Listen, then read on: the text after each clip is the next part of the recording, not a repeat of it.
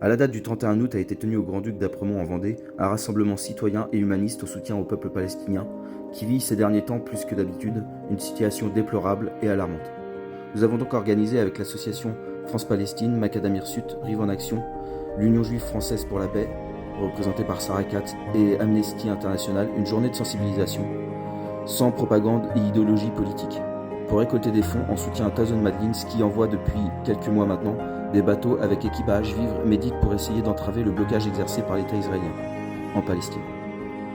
L'événement a été un franc succès. Nous avons pu récolter 4 200 €. Merci encore à tous les bénévoles et participants de cet événement.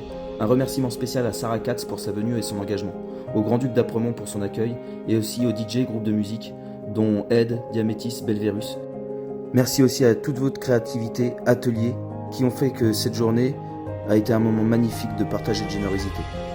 Bassiné pendant plus de 2 ans en disant que tout allait bien en Palestine et tout allait bien à Gaza, et tout d'un coup une horreur absolue s'est abattue.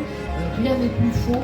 Et dans ce court de documentaire, vous allez voir quelles étaient les conditions de l'une des professions reines à Gaza, qui est attestée depuis 2000 ans, et qui sont les pêcheurs. Moi, je fais partie de l'Union Juive Française pour la Paix. Nous sommes la composante juive, une des composantes juives du mouvement de solidarité pour la Palestine.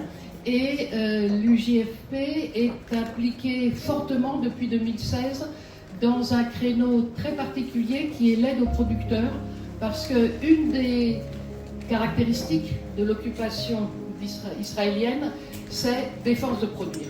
Et c'est juste, de leur point de vue, si on veut empêcher un peuple de faire peuple, il faut l'empêcher de produire ses propres moyens de subsistance.